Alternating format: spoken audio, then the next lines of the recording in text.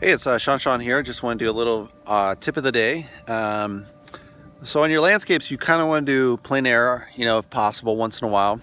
You can just shoot photos and do it in your studio, but once in a while it's really nice to do plein air. Here I'm in Lodi, so you can see it's quite flat, vineyard farmland, so you get really a different feel. If you go to, say, Napa, which is north of San Francisco, you're going to get like a more hillier landscape, so you can get a different feel for the different wine country. And this is a really nice type of environment to really paint. Very sellable.